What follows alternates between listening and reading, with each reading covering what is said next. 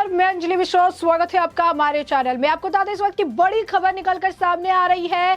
शिवसेना के नेता संजय राउत को ईडी द्वारा जमीन घोटाले मामले में समन भेजा गया है। जी हां, बिल्कुल सही सुना आपने। तो इस वक्त ये महाराष्ट्र में चल रही सियासी घमासान के बीच उद्धव ठाकरे, शरद पवार और जो इस वक्त महाविकास आघाड़ी सरकार है उनके लिए ये बड़ा झटका है कि संजय राउत को ईडी द्वारा समन भेजा गया है। क्योंकि ईडी द्वारा जो है ये समन इस वक्त आया है जिस वक्त संजय राउत की बयानबाजी से जो काफी ज्यादा माहौल खराब होने की शिकायत लगातार नजर आ रही है। और इसी बीच अब ईडी का शिकंजा संजय राउत पर कसता नजर आ रहा है, वो भी एक पुराने मामले में, जिसे लेकर बीच में भी काफी ज्यादा जो है खींचतान देखने के लिए मिली थी। बीच में भी इस मामले को काफी ज्यादा उठाया गया था और एक बार फिर से इसी मामले को लेकर ईडी की रडार पर संजय राउत आ चुके हैं। तो ईडी ने संजय राउत को समन भेजा है। जमीन घोटाले का मामला है, क्या इससे जुड़ी अपडेट इस वक्त निकलकर सामने आ रही है, इसके बारे में आइए जरा विस्तार से जान लेते हैं। बता दें कि महाराष्ट्र में ईडी ने शिवसेना के नेता संजय राउत को जो है समन जारी किया है। जमीन घोटाले के एक मामले में ईडी ने संजय राउत को कल यानी मंगलवार सुबह 11 बजे पेश होने के लिए कहा है।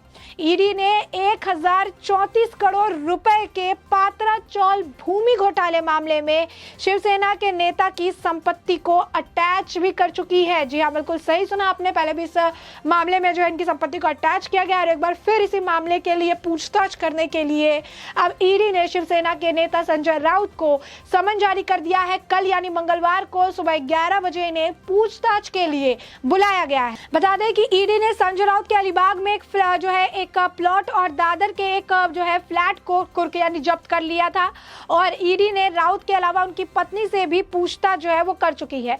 इससे पहले ईडी ने बताया कि इस मामले में अभी तक 11 करोड़ 15 लाख रुपए की प्रॉपर्टी जो है अटैच की गई है। जी हाँ, बिल्कुल सही सुना आपने। इस पूरे मामले को लेकर संजय राउत से जुड़े हुए तकरीबन 11 करोड़ 15 लाख रुपए की जो प्रॉपर्टी है उसे अटैच कर लिया गया है। इसमें से 9 करोड़ की प्रॉपर्टी जो है वो प्रवीण राउत की है, जबकि 2 करोड़ की प्रॉपर्टी संजय राउत की पत्नी वर्षा राउत की है। ईडी के एक्शन पर तब संजय राउत ने कहा था कि वो इस मामले को लेकर डरने वाले नहीं है, भले ही उनकी संपत्ति जब्त कर ली जाए या फिर उन्हें गोली मार दी जाए। संजय ईडी की कार्रवाई को बदले की भावना से की गई कार्रवाई हमेशा जो है वो कहते नजर आए थे और इसके बाद अब जिस तरीके से यह कार्रवाई देखने के लिए मिल रही है, इससे ये बात स्पष्ट हो चुकी है कि अब संजय राउत की मुश्किलें बढ़ने वाली है। जिस तरीके से संजय राउत लगातार बयानबाजी करते नजर आ रहे थे, जिस तरीके के बयानों का इस्तेमाल कर रहे थे कि 40 विधायक मुर्दा लाश हो चुके हैं, असेंबली में उनका पोस्टमार्टम किया जाएगा।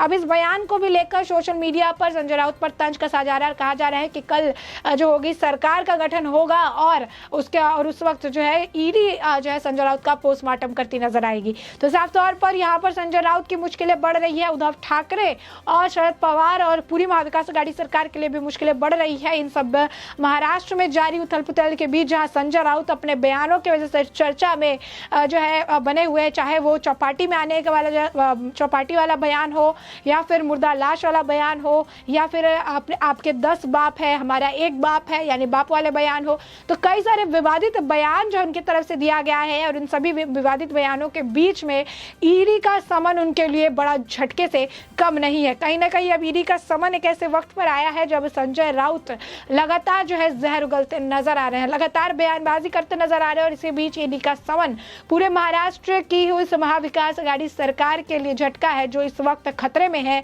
और जिनका स्पोक पर्सन बनकर संजय राउत मीडिया के सामने लगातार जो है बयानबाजी कर रहे हैं और लगातार बागी विधायकों को डराने धमकाने की कोशिश कर रहे हैं।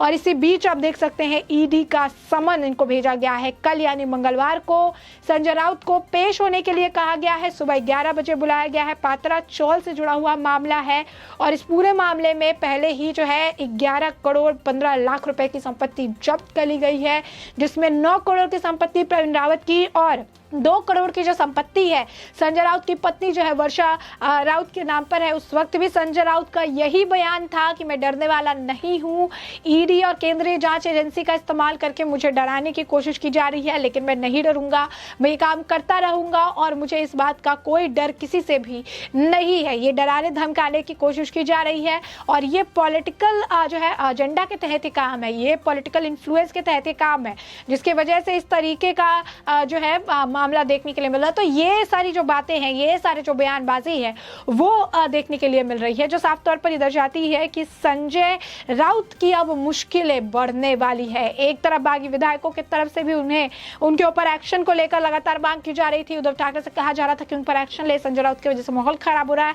अगर उन पर एक्शन लिया जाता है तो फिर बातचीत हो सकती है। और इसी बीच अब ईडी एक्शन लेती हुई संजय राउत पर नजर आ रही है। ईडी की रडार पर अब संजय राउत आ चुके हैं।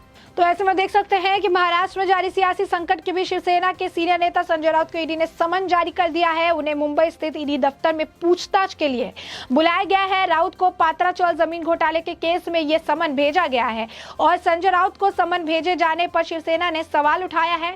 पार्टी की प्रवक्ता प्रियंका चतुर्वेदी ने कहा कि एजेंसी ने भाजपा के प्रति अपनी परम भक्ति का उदाहरण पेश किया है, इसी के तहत उन्हें समन जारी किया गया है। यही नहीं, जो है टीएमसी का भी रिएक्शन आया है और पार्टी का कहना है कि महाराष्ट्र की सरकार को गिराने के लिए संजय राउत को ईडी ने नोटिस दिया है। संजय राउत को नोटिस के बाद माना जा रहा है कि महाराष्ट्र की सियासत में ईडी की भी एंट्री जो है वो हो सकती है। पहले ही शिवसेना जो है केंद्र सरकार पर एजेंसियों का जो है गलत इस्तेमाल का आरोप लगाती रही है। ऐसे में साफ है कि एक बार फिर से वो इस राजनीतिक कार्रवाई बता सकती है। बता दें, एकनाथ शिंदे की गुट शिवसेना से बगावत पूरे एपिसोड में संजय राउत ने बेहद मुखर रहे हैं और बागी विधायकों पर हमला बोलते रहे हैं। यही नहीं, वो तो शिवसेना के बागियों को मुंबई आने तक की चुनौती दे चुके हैं और इस तरीके के भी बयान दे चुके हैं कि सैकड़ों शिवसैनिक सड़कों पर है, बस एक इशारे का इंतजार कर रहे हैं, ये तो हम है जिसने संयम बनाकर रखा है। उन्होंने कहा कि शिवसैनिकों के धैर्य की परीक्षा ली जा रही है और वो सड़कों पर उतरे तो कुछ भी हो सकता है। संजय राउत ने आज ही इस पर पूरे विवाद को लेकर कहा था कि शिवसेना जो है स्ट्रीट फाइट में भी उतरेगी और कानूनी लड़ाई भी लड़ेगी। गौरतलब है कि बागी विधायक भी लगातार संजय राउत पर ही हमला बोलते रहे हैं। शिंदे गुट ने उद्धव ठाकरे के नाम लिखे पत्र में भी इशारों में ही संजय राउत पर हमला बोलते हुए कहा कि जो लोग राज्यसभा में है वो चुने हुए नेताओं को नजरअंदाज करते हैं और सीएम तक उनकी पहुंच नहीं होने देते हैं।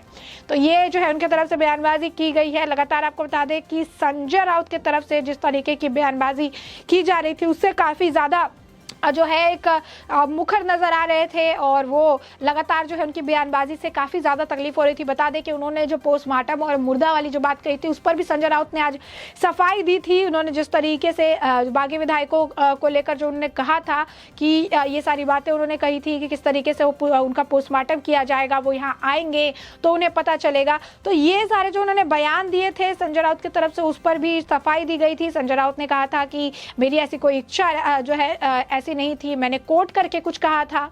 बता दें कि संजय राउत ने बागी विधायकों को जिंदा लाश वाले बयान पर अपनी सफाई पेश की थी। उन्होंने कहा जो लोग 40 साल तक का पार्टी में रहते हैं और फिर भाग जाते हैं, उनका जमीर मर गया है तो उसके बाद क्या बचता है, जिंदा लाश। ये राम मनोहर लोहिया साहब के शब्द है। मैंने किसी की भावना को ठेस पहुंचाने का काम नहीं किया, मैंने सत्य कहा है। दरअसल इससे पहले कार्यक्रम में संजय राउत ने बागी विधायकों पर हमला बोलते हुए विवादित बयान दिया था। उन्होंने कहा था कि गुवाहाटी में जो है वो जिंदा लाश है और गुवाहाटी से सीधे 40 विधायकों का शव मुंबई आएगा जिसे पोस्टमार्टम के लिए विधानसभा भेजेंगे। उन्होंने कहा कि यह सिर्फ उनके शरीर वापस आएंगे, उनकी आत्मा वहीं मर चुकी होगी। जब ये 40 लोग यहाँ से बाहर निकलेंगे तो उनका दिल जिंदा नहीं होगा। उन्हें पता ही है कि जो यहाँ जो आग लगी है उसका क्या अंजाम हो सकता है। साथ ही संजय राउत ने यह भी कहा था कि मैंने गुलाब राव पाटिल के भाषण का एक वीडियो ट्वीट किया जिसमें वो उन लोगों के बारे में बात कर रहे हैं जो अपने पिता को बदलते हैं। मेरा ट्वीट गुवाहाटी में बैठे लोगों के लिए है। पाटिल ने अपने भाषण में कहा कि लोग खाते हैं, पीते हैं और पार्टी के साथ आनंद लेते हैं और फिर अपने पिता को बदलते हैं, हम उनके जैसे नहीं है। तो इस तरीके की बयानबाजी जो है की गई थी। शिवसेना नेता संजय राउत ने बागी मंत्री गुलाब राव पाटिल के पुराने वीडियो को ट्वीट करने के बाद सियासत गर्मा गई। दरअसल संजय राउत ने गुलाब राव पाटिल के वीडियो को साझा किया जिसमें पाटिल उन लोगों के बारे में बात कर रहे हैं जो अपने पिता को बदलते हैं।